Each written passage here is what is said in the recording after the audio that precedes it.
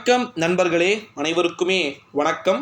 அதிமுகவின் முன்னாள் அமைச்சர் விஜயபாஸ்கர் அதிரடியாக சிறைக்கு செல்கிறாரா? மிக முக்கியமான ஒரு தகவல் ஒன்றை பார்க்க போகிறோம் நண்பர்களே. தகவலை பார்ப்பதற்கு முன்பு நம்முடைய சேனலுக்கு ஓகேங்களா, நீங்கள் கட்டாயமாக புதிய பார்வையாளர்களாக இருக்கிறதுக்கு வாய்ப்புகள் இருக்கிறது. நீங்கள் கட்டாயமாக புதிய பார்வையாளர்களாக இருந்தீங்க அப்படின்னா மறக்காமல் நம்முடைய சேனலுக்கு ஒரே ஒரு சப்ஸ்கிரைபை மட்டும் கொடுத்து விடுமாறு கேட்டுக்கொள்ளப்படுகிறது.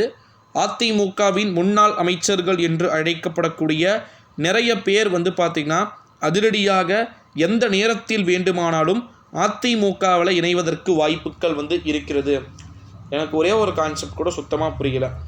அதிமுகவின் அமைச்சராக இருக்கக்கூடிய விஜயபாஸ்கர் எப்படி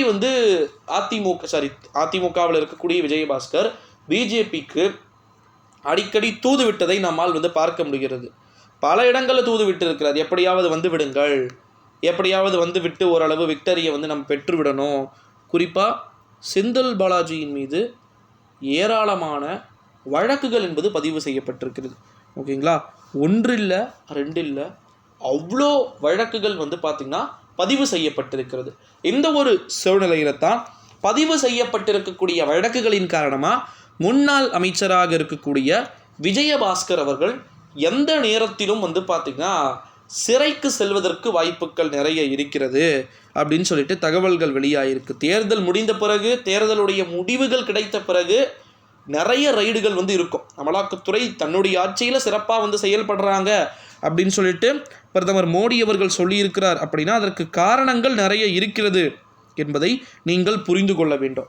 இந்த ஒரு சூழ்நிலையில தான் முன்னாள் அமைச்சர் விஜயபாஸ்கர் எந்த நேரத்திலும் அதிரடியாக கைது செய்யப்பட வாய்ப்புகள் இருக்கலாம் அப்படின்னு சொல்லிட்டு தகவல்கள் என்பது வெளியாகி கொண்டிருக்கக்கூடிய ஒரு வேளையிலே இங்கு ஒரு புறம் ஒரு புறம் இப்படி ஏகப்பட்ட விதமான இடங்களில் பார்த்திங்கன்னா ஒரு டஃபஸ்ட் காம்படிஷனை கொடுக்க அனைத்து விதமான பிளான்களையும் போட்டு கொண்டிருக்கக்கூடிய ஒரு வேளையிலே நண்பர்களே, அனைத்திந்திய அண்ணா திராவிட முன்னேற்ற கழகத்துடைய முன்னாள் அமைச்சர் என்ற ஒரு மிக பெரும் ஒரு எதிர்ப்பையும் பெற்றிருக்கிறார். குட்கா பாஸ்கர் அப்படின்னு சொல்லிட்டு தான் இவருடைய பேர்.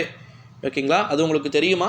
இப்போ வரைக்கும் குட்கா விஜயபாஸ்கர் தானே அப்படின்னு சொன்னால் தான் அன்னைக்கு வரைக்குமே தெரிய வரும். அந்த அளவிற்கு குட்கா விஜயபாஸ்கர் என பெயர் பெற்ற இவர் எந்த நேரத்தில் வேண்டுமானாலும் கைது செய்யப்படலாம். அதிமுகவின் பேச்சை கேட்காத நபராக இருந்தால் கைது செய்யப்பட வாய்ப்பு இருக்குது அப்படின்னு சொல்லிட்டு தகவல்கள் என்பதெல்லாம் வெளியாகி இருக்கிறது நண்பர்களே.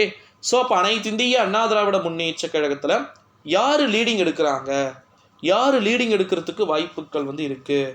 உண்மையில் அதிமுகவில் இருக்கக்கூடிய அமைச்சர்கள் ஒருவரும் ஒரு மாதிரியான முடிவுகளையே சந்திக்க வாய்ப்புகள் நிறைய இருக்கிறதை நம்மால் பார்க்க முடிகிறது. இந்த ஒரு சூழ்நிலையிலே அதிமுகவின் முன்னாள் அமைச்சர்கள் யார் யாரெல்லாம் வெற்றியை பெறுவதற்கு வாய்ப்புகள் இருக்கும் அப்படின்றத நம்ம கட்டாயமாக பார்க்கணும் நண்பர்களே.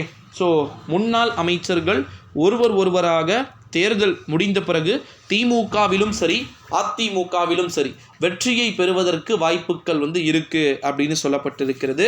ஸோ வெற்றியை பெற்றாலும் சரி பெறாமல் போனாலும் சரி சிறை என்பது உறுதி அப்படின்னு சொல்லியிருக்கிறாங்க.